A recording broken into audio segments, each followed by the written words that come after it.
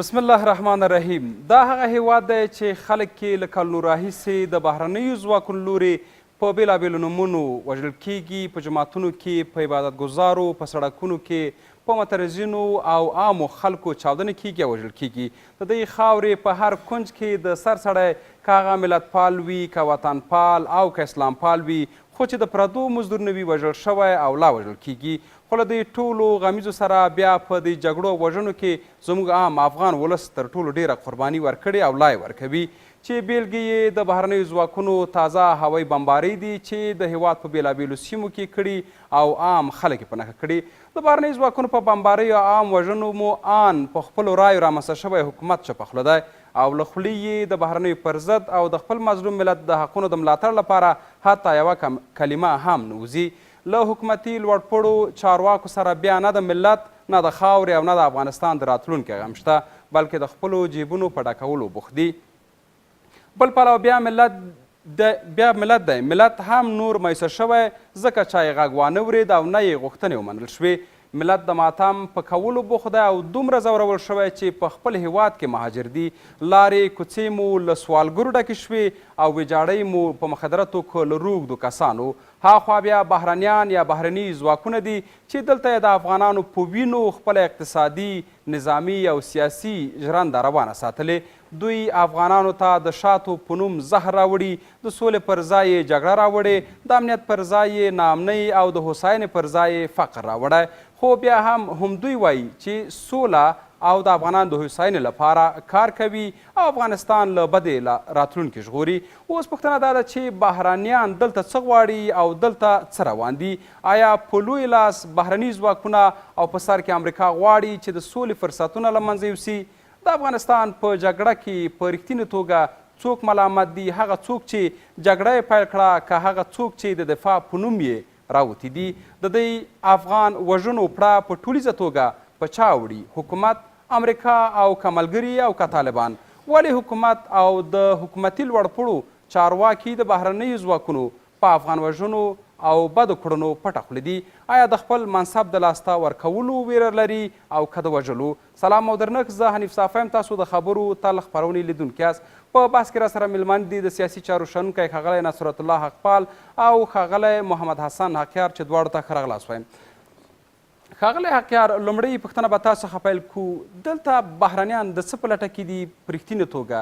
د سولې په نوم راغلل، د افغانستان د آبادۍ په نوم راغلل، د افغانستان د هوساینې، د افغانانو د یو منسجم کولو په نوم راغلل، خو چې 11 کالو په تېرېدو موږ ګورو اوضاع ورځ په ورځ تر بلې کړکېچنه کېږي او حتی هغه کسان چې په جګړه کې هم نه دي لکه عام خلک په کورونو یې بمبارۍ کېږي او دا وروستۍ پیښه یې د کندوز یادولی شو.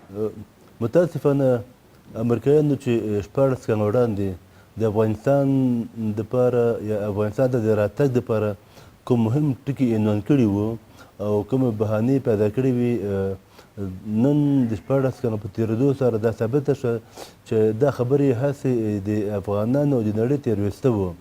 د مثال په توګه د امریکایانو د راتګ مهم اهداف چې دوی په ګوته کړي وو هغه د دوی په وینا په افغانستان کې د تروریزم ځپنه، د افغانستان د تروریزم د تخم د منځه وړل، په افغانستان کې یو ښه حکومتداري، دیموکراسي، د افغانانو د خوښه د نظام تامین او داسې یو نظام جوړېده چې افغانان د ځان وګڼي. مهم فاکت دی په افغانستان کې د مخدره موادو کار، قاچاق، ترافیکو مخنیوی او د افغانستان نه د دغه بد نوم اخوا کېده چې ګویا افغانستان د کوکنارو او د هیروینو هیواد ده. خو نن چې موږ ګورو د بده مرغه امریکایان په درې وړو وعدو کې ناکامه شو، یا ناکامه شو یا یې غوښتي نه دي چې دا وعدې ترسره کړي. تر ډېره خپل هم په دې کې په لاس لرلو تورنېږي. همدې ټکي ته راځم. ګورئ په 2001 کې طالبان په صفر کې وو، د هغوی امارت ړنګ شو، اکثره په کورونو کې ناسته یا پاکستان ته یا نورو سیمو ته فرار وکړ. خو نن ګورو چې د امریکایانو په اعتراف سره د افغانستان 80% جغرافیه د طالبانو سره ده، دومره قوي شوي دي. نو هغه خبره چې دوی وي چې موږ به تروریزم وځپو هغه د هغه برعکس ثابته شوه. د طالبانو په وخت کې د هغوی د مشر د یو فرمان سره کوکنار صفر شو او چې کوم وخت د کوکنار اوج و نو د طالبانو په وخت کې په غونډه افغانستان کې 1 ټنه کوکنار کرل شوي وو. ښاغلی اکر تاسو یو خبر ته اشاره وکړه چې خپله نړۍ افغانستان خو امریکا وغولوو او نړۍ هم تاسو په ګوته کړه.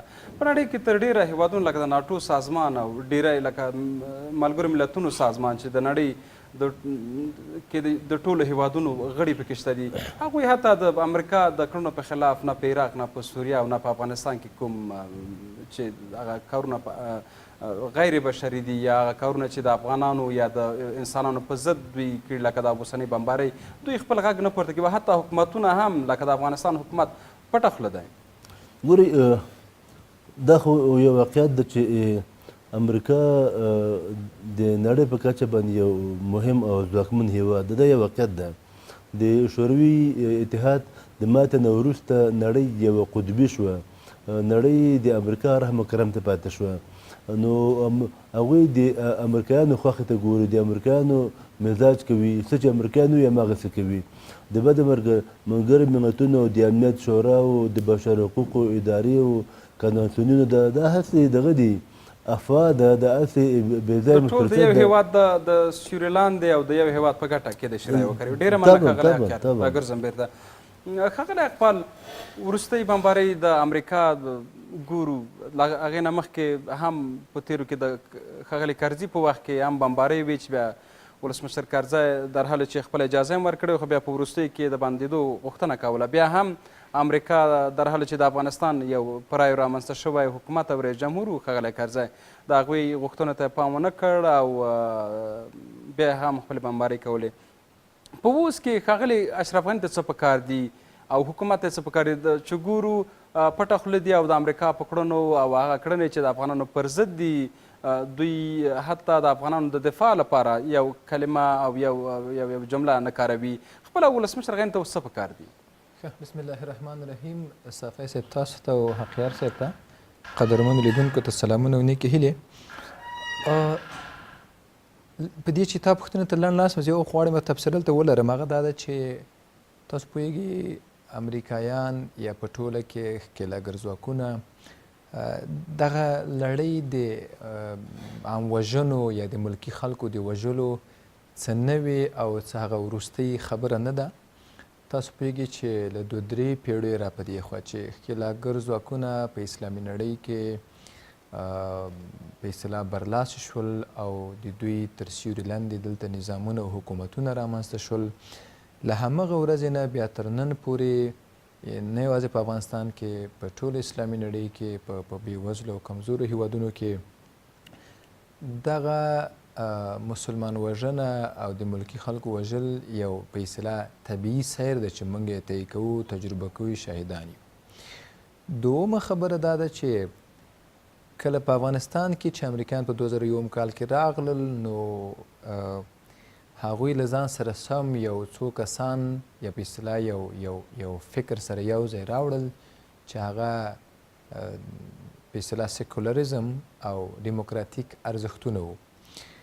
نو د دې په خاطر چې امریکایان دغه سیمه کې خپل حضور تثبیت او تضمین کړي نو دوی یو شي ته چې ډېر قوي ضرورت لره او دوی په دې پوهېدل هغه جنگي وضعیت ده یا په اصطلاح نظامی حالت په افغانستان کې.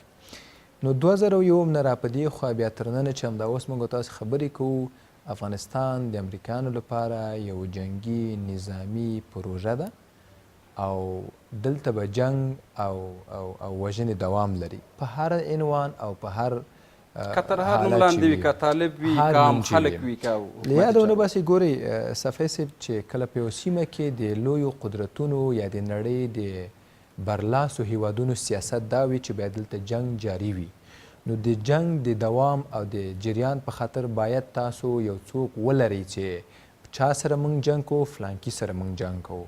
نو هغه فلانکی بالاخره تاسو باید عنوان کې پلمه و بانه وګرځوي چې هم هغه ولس ته، هم مطبوعاتو ته او هم ټولو نړۍ ته چې موږ له دغه سره جنګیږو، هغه باید تاسو په اصطلاح محکوم کړي او هغه مجرم ثابت کړي.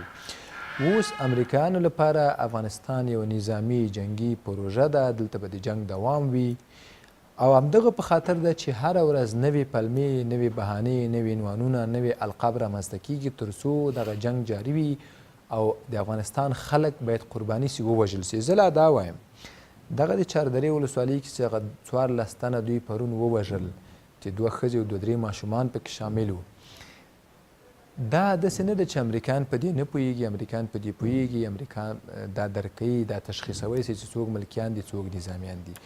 زه دا وایم په اصل کې چې یو چیرې جنګ وي، جنګ جریان ولري او د لویو دولتونو تګلاره او سیاست دا وي چې هلته باید جنګ وسي، وغواړئ ونه غواړئ هلته ملکیان وژل کېږي، هلته ښځې وژل کېږي، هلته ماشومان وژل کېږي، په نهایت کې دا ولس وژل کېږي. نو وخت چې افغانستان د امریکایانو لپاره یو نظامي او جګړیزه پروژه وي، دغه وژنې به زموږ جاري وي. درېیمه خبره چې ستاسو پوښتنه ده چې د افغانستان حکومت، ما بارها ویلي اوس هم وایم چې موږ د حکومت په نامه چې هغه د حکومت محتوا او مفاهیمو هغه اتوریته یا حاکمیت ولري، موږ په افغانستان کې داسې یو شی نه لرو. داسې نه ده چې موږ له دې نه سترګې پټې کړو. زه دا وایم چې له دغه ډیپلوماتیکو د ژبو لاندې خبرو نه که تیر سو، په 2001 کې چې کله امریکا راغله نو دلته بالاخره یو تحمیل شوی حکومت یې دلته راوارد کړ. هغه د افغانستان د ولس حکومت نه و، هغه کې د افغانستان د ولس اراده نه وه، هغه کې د افغانستان د ولس ارزښتونه، هغوی کې د دوی اعتقادات، د دوی باورونه، یعنې هیڅ هم پکې نقش نه لره. دلته یو جرم او جنایت چې زموږ جهادي رهبرانو وکړ هغه دا و چې د امریکا سره د $2 په قیمت د افغانستان جهاد، د افغانستان ولس، د افغانستان خاوره، د افغانستان تاریخ او اعتقادات ټول وپلورل تر څو چې دوی څو کروزي نظریه دار ولري، څو منزلې ولري. یعنې ښاغلی اقبال، اوس افغان ولس داسې څوک نه لري چې هغې د خپل غږ اوچت کړي په حکومت او په لکه په غرض کې چې ولسمشر غني ده او جهادي مشران دي، دوی نور څه نشي کولی د افغان ولس لپاره؟ زه دا وایم که چیرته موږ د دې خاورې تصمیم ګیر خلک وای، داسې نه ده چې زما په خبرې چې زه کومې خبرې کوم دا ډېرې نادرې او کمیابه خبرې نه دي. په دې باندې دا چارواکي ټول پوهېږي. تاسو ورسئ د دوی داخلي محافلو کې کښېنئ، دوی خپل هم دا اعتراف کوي. زه به د کریم خلیلي د تېرې ورځې مرکه را انتقال کړم چې دوی ویلې د افغانستان د سولې او د امنیت په لاره کې لوی خنډ د خارجیانو هغه فیصله سوری ده چې په دې حکومت او په دې ولس یې غوړولی. وخت چې د ولسمشر دوه مرستیال، وخت چې د اوس د سولې عالي شورا رئیس، وخت چې خپله کرزی راځي دا خبرې کوي، نو دا په دلالت کوي چې دا یو سپین او تریخ حقیقت دی چې د ټولو فیصله ناخوالو او بدبختیو مسؤلیت او مدیریت. ډېره مننه ښاغلی اقبال ډاکټر زبیر ته. د جهان ټلویزیون درنو لیدونکو لنډه دمه لرو.